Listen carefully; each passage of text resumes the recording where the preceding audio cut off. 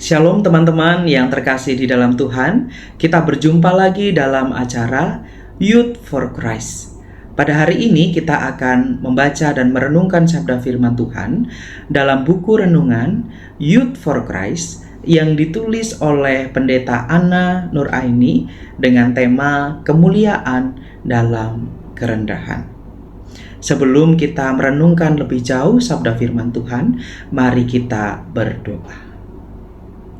Ya Tuhan, kami bersyukur Engkau menemani, Engkau memelihara kehidupan kami, sehingga sampai saat ini kami tetap ada dan kami dapat menikmati kehidupan yang masih Tuhan percayakan bagi kami.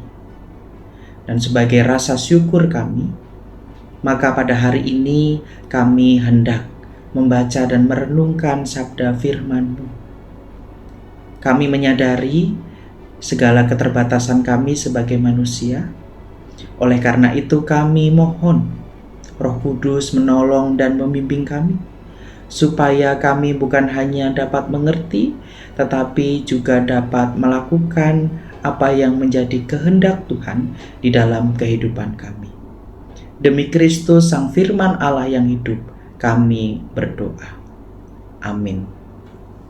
Teman-teman, pada hari ini kita akan merenungkan sabda firman Tuhan yang diambil dari surat Filipi pasal yang kedua ayat 7b sampai 8. Surat Filipi pasal yang kedua ayat 7b sampai 8. Saya akan membacakan untuk teman-teman semuanya. Dalam keadaan sebagai manusia, ia telah merendahkan dirinya dan taat sampai mati, bahkan sampai mati di kayu salib. Teman-teman yang terkasih di dalam Tuhan, Sinta adalah pemudi yang ambisius. Ia bekerja keras, mengorbankan kejujuran, dan menjauhi kehendak Tuhan demi meraih impiannya sebagai seorang wanita karir yang sukses. Ia percaya bahwa jika berhasil, orang-orang di sekitarnya akan mengagumi dan menghormatinya. Namun, pada puncak kesuksesannya, ia merasa tidak puas. Pengakuan yang diterima dari kesuksesan itu ternyata tidak membawa kebahagiaan sejati. Teks kita pada hari ini menawarkan cara pandang yang berbeda dari dunia. Yesus yang adalah Allah tidak menganggap kesetaraannya dengan Allah sebagai sesuatu yang harus dipertahankan, melainkan memilih untuk mengambil rupa sebagai seorang hamba. Ia tidak mengejar kemuliaan dan pujian dari manusia, melainkan menempuh jalan ketaatan, mengikuti kehendak Allah sampai mati di kayu salib. Oleh karena kerendahan hati Yesus, Allah meninggikan dia dan mengaruniakan kepadanya nama di atas segala nama.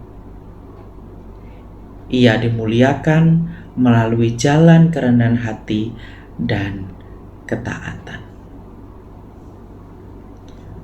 Youth, kisah Sinta mengingatkan kita bahwa mengejar ketenaran duniawi justru akan membawa kita pada kekosongan dan kebahagiaan semu.